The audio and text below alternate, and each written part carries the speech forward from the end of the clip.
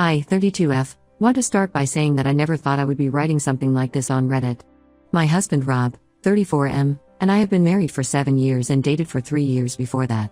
We met during our final year of college through mutual friends at a house party. I remember not wanting to go to that party because I had an exam the next day, but my roommate insisted. That night changed my life. Rob walked up to me, started a conversation about the book I was reading earlier that day, which he had noticed sticking out of my bag, and we talked for hours.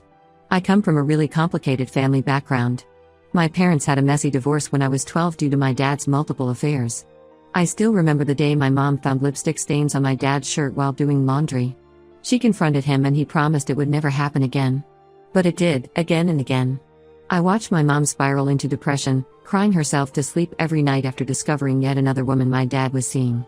She would try to hide her tears from me and my younger brother, but we knew. The walls in our house were thin, and her sobs would echo through the hallway at night. Growing up in that environment, I promised myself I would never end up like my mom. I was always extremely careful about who I dated. I turned down many guys because I saw red flags that reminded me of my dad. But with Rob, everything felt different. He was patient, understanding, and most importantly, he knew about my family history. He would hold me when I cried about my childhood memories and promised he would never do anything to hurt me like that. Rob works as a financial advisor at a prestigious firm downtown. He has a close group of friends from work: Mike, Jason, Tom, and David. They've been doing these annual boys' trips since before I met Rob. Every year they pick a different location and spend a week there. I never had issues with these trips because I trusted Rob completely. Over the years, I became good friends with their wives too. We would have dinner parties together, celebrate holidays, and our kids played together, though Rob and I don't have kids yet. This year, they planned a trip to Puerto Rico. Rob was especially excited because he'd never been there before. He spent weeks planning activities with the guys. They were going to try surfing, explore Old San Juan, go hiking in El Yunque rainforest, and do a sunset sailing trip. I helped him pack, made sure he had enough sunscreen, and even bought him a new pair of swimming trunks as a surprise. The night before his trip, we had a nice dinner at home, and he kept talking about how much he would miss me but promised to call every day. The morning of his flight, I drove him to the airport at 5 a.m. He kissed me goodbye and said he loved me. I watched him walk through security, and he turned back to wave one last time. That's the last time I saw my husband as the man I thought I knew.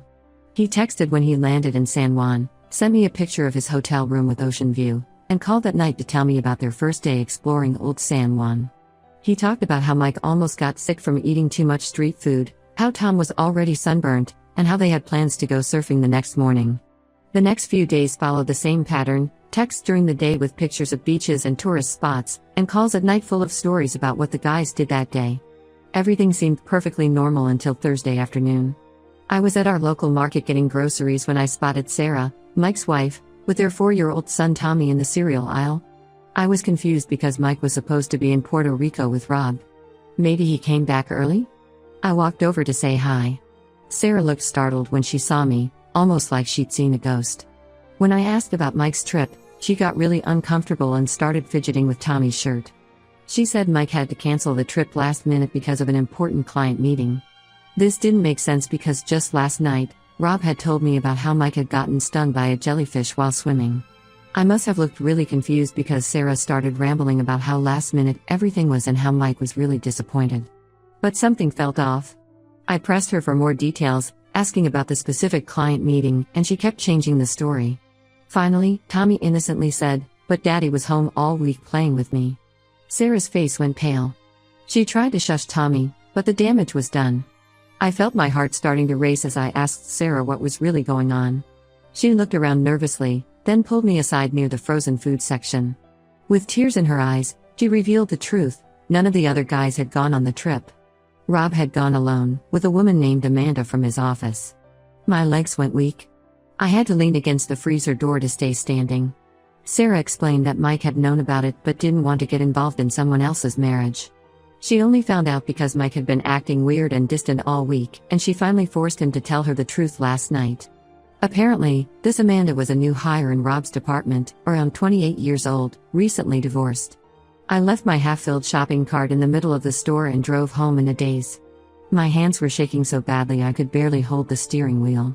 When I got home, I spent hours going through our photos, our messages, trying to find signs I might have missed.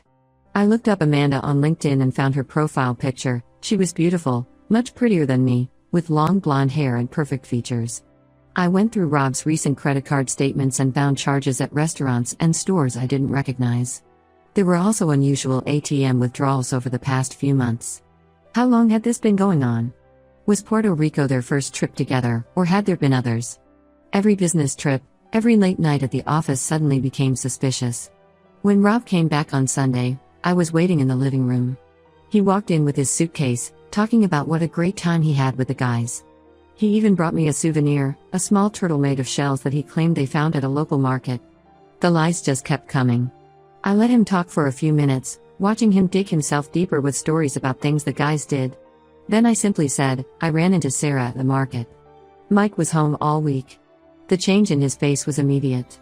He stopped mid-sentence, and I watched as different emotions crossed his face: surprise, fear, then calculation as he tried to figure out what to say. He started with denial, claiming there must be some misunderstanding. But when I mentioned Amanda's name, he knew he was caught. That's when the excuses started. Amanda was just a friend. They had gotten close working on projects together. Yes, she went to Puerto Rico the same week, but it was just coincidence. They ran into each other there and spent some time together, but nothing happened between them. He lied about the guys being there because he knew I would overreact if I knew he was traveling alone with a female colleague. I couldn't believe the words coming out of his mouth. This man, who had held me while I cried about my dad's affairs, who had promised never to hurt me that way, was standing in our living room lying to my face. I didn't know whether to scream or cry or throw something at him. The next morning, while Rob was at work, I contacted a private investigator. If Rob wanted to lie, fine. But I needed to know the truth. Update 1, it's been 3 weeks since my last post, and I honestly wish I didn't have to write this update. When I thought things couldn't get worse, life decided to prove me wrong in the cruelest way possible. After I moved out of our house and into Emma's spare room, I started receiving anonymous emails. The first one came late at night when I couldn't sleep. My phone buzzed, and I opened it to find screenshots of conversations between Rob and Amanda going back to last September, almost a year ago, not the 6 months Rob had admitted to. Their messages were explicit and detailed, talking about their meetups in hotel rooms, planning future trips, and even making fun of how oblivious I was to everything. But what made me physically sick was discovering that Amanda wasn't the only one. The anonymous emails kept coming, each one revealing a new layer of betrayal. There were messages with a real estate agent named Jessica from his networking group. They had been meeting at properties she was supposed to be showing, using empty houses for their affairs. The messages showed them planning these meetups, with Jessica sending him listings of vacant properties where they could meet undisturbed. Then came the worst betrayal of all. The final email contained conversations between Rob and Rachel, someone I considered my closest friend after Emma. Rachel and I met in our first job after college and had been inseparable since then. She was my bridesmaid at my wedding. I helped her through her divorce 3 years ago. We had weekly coffee dates where I would tell her everything about my marriage problems, not knowing she was sleeping with my husband behind my back. The screenshots showed them planning their meetups when I was visiting my mom, who lives 3 hours away. I visit my mom every other month because she struggles with depression since my dad left. Rachel knew this. She knew why I visited my mom so regularly, yet she used these times to sleep with my husband. They even joked about it in their messages, how convenient it was that I was such a devoted daughter. The most painful part was realizing that Rachel had hosted dinner parties at her house where both Rob and I were present.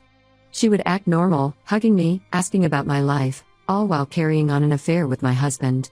There were photos from these parties on my phone, group pictures where Rachel stood next to me, smiling, her hand on my shoulder, probably meeting Rob later that same night. I confronted Rachel at her workplace during her lunch break. I couldn't do it over the phone, I needed to see her face. When I showed her the screenshots, she broke down crying in the middle of the cafeteria. Between sobs, she admitted everything. It had started at New Year's party last year when they were both drunk. Rob had followed her to the kitchen when she went to get more ice, and one thing led to another. She claimed it only happened a few times and she felt terrible about it. What hurt more than the affair itself was listening to Rachel try to justify it. She said she was lonely after her divorce, that Rob was there for her, that they never meant for it to happen. She even had the nerve to say that she thought about telling me several times but didn't want to hurt me. As if sleeping with my husband wasn't hurting me. When I told Emma about Rachel's confession, she revealed something that made my blood boil. She had suspected something was going on between Rob and Rachel months ago. At Mike and Sarah's summer barbecue last year, she noticed how Rob and Rachel disappeared at the same time for almost 30 minutes. When they came back, Rachel's lipstick was smudged and Rob's shirt was wrinkled. Emma wasn't completely sure and didn't want to hurt me without concrete proof, so she kept quiet. The news spread quickly through our friend group, like all scandalous stories do. People started taking sides. Some, like Emma and Sarah, stood firmly by me. They cut off all contact with Rob and Rachel, removed them from social media, and made it clear whose side they were on. But others, especially couples we'd known for years, started making excuses for Rob's behavior. Lisa, who I've known since high school, suggested that maybe if I had been more attentive to Rob's needs, he wouldn't have looked elsewhere. She pointed out how I often worked late and traveled for business conferences. Mark and Jenny, our neighbors for 5 years, told mutual friends that every marriage has its problems and I was overreacting by filing for divorce instead of trying to work things out.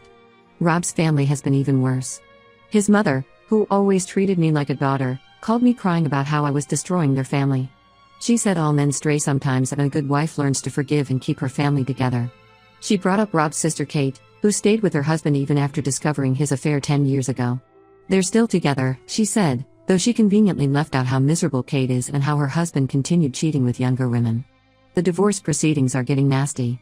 Rob hired an expensive lawyer who's trying to paint me as an emotionally unavailable wife who forced him to seek comfort elsewhere. They're bringing up my work trips, my regular visits to my mom, even my gym schedule as evidence that I neglected our marriage. Rob is fighting me on everything: the house, our savings, even our dog Max, who I brought into the marriage. I had to hire an aggressive divorce attorney to protect myself. The evidence from the private investigator and the anonymous emails will help my case, but it's going to be a long battle. Rob's lawyer reached out about settling out of court, but their initial offer was a joke. They want me to walk away with basically nothing because Rob was the primary earner. They conveniently forgot how I supported him through business school, working 2 jobs so he could focus on his studies, putting my own career goals on hold. The worst part of all this is discovering how many people knew about his affairs but chose to stay quiet. Mike wasn't the only one, apparently several other colleagues at Rob's firm knew too. They would cover for him when he was with other women, creating fake business meetings as alibis. It was like some sort of twisted boys club where they all protected each other's secrets. Some nights, when I can't sleep, I lie awake wondering how many other lies I believed. All those late nights at work, business trips, and guys' nights out, how many of them were actually spent with other women? How many other friends knew and said nothing? How many times did I sit across from people at dinner parties who were laughing at my ignorance? Update 2: 2 months have passed since my last update, and the revelations keep coming. Just when I thought I had uncovered all of Rob's lies, life proved me wrong once again. Last week, I received a message on LinkedIn from a man named James Carter. He introduced himself as Amanda's ex-husband and asked if we could meet for coffee. I was hesitant at first, but curiosity got the better of me. We met at a small cafe far from my usual hangouts to avoid running into anyone we knew. James looked exhausted, with dark circles under his eyes. He started by apologizing for not reaching out sooner. He had only recently discovered Rob's existence through some old emails on their shared cloud storage. Then he dropped a bombshell that changed everything. Their divorce wasn't because they grew apart as Rob had claimed Amanda told him. James discovered that Amanda had been having affairs with married men at every company she worked for. Over coffee, James showed me documents from their divorce proceedings. Amanda had a pattern: she would specifically target married executives who could help her career. At her first job, it was the VP of sales. At her second company, the CFO. In each case, she would start an affair, use that relationship to get promotions or better assignments, then move on to another company and repeat the process. Rob wasn't special, he was just another stepping stone in her career climb. James showed me Amanda's performance reviews from her previous jobs. Every significant promotion coincided with a new affair. He had documentation of at least 5 other married men before Rob. I took all this information to Rob's company's HR department. They were initially reluctant to get involved in what they called a personal matter, but when I showed them the pattern from Amanda's previous workplaces, they had to launch an investigation. They discovered that during their affair, Rob had approved several questionable promotions for Amanda. He had also assigned her to high-profile clients over more experienced team members and approved bonuses that were out of line with her experience level. The investigation revealed that Rob had even created a fake performance improvement plan for another employee who had raised concerns about Amanda's preferential treatment. Both Rob and Amanda are now facing an ethics investigation at work. Several employees have come forward with stories about inappropriate behavior they witnessed but were afraid to report. The karma didn't stop there. About a week after my meeting with James, Rachel's husband Tom found out about her affair with Rob. One of our mutual friends, who didn't know that Tom was still in the dark, mentioned something about the whole mess with Rob and Rachel at a neighborhood barbecue. Tom confronted Rachel that night, and she finally confessed everything. Tom moved out immediately and is filing for divorce. The irony? Rachel had been the one who helped him through his sister's divorce when she was cheated on by her husband. She had been so supportive, so understanding, all while doing the exact same thing to me. Rachel had the audacity to message me asking for support because she's going through a hard time. She said she feels alone because all our friends have abandoned her, and she thought I would understand since I've been through it too. The emotional manipulation is astounding. She actually tried to compare her pain of facing consequences for her actions to my pain of being betrayed by my husband and best friend. Rob's carefully constructed image in our social circle is crumbling as more truth comes out. Several women have come forward with stories about him hitting on them or trying to start affairs. A receptionist at his gym revealed he often came in with different women, introducing each as a client. One of his former colleagues admitted Rob had tried to kiss her at an office Christmas party 3 years ago, but she had turned him down. Even his family's attitude has changed since the extent of his behavior became public. His sister Kate, who had initially sided with him, called to apologize. She admitted that Rob had always been their parents' golden child who could do no wrong, but now she sees him for who he really is. She shared that Rob had tried to hit on her best friend at Kate's wedding, but everyone had dismissed it as Rob being friendly. The private investigator I hired has uncovered even more evidence of Rob's deception. Not only was he cheating, but he was also hiding money. They found a separate bank account I knew nothing about, with regular transfers to an offshore account. My lawyer is now investigating the possibility of financial fraud on top of everything else. What hurts most is realizing that the man I married never really existed. He was just a carefully crafted facade, hiding a person capable of years of deception and manipulation. Every memory I cherished is now tainted with the question, was he already cheating then? Update 3. It's been 6 months since my original post, and I can finally say I'm starting to feel like myself again. The divorce was finalized last week.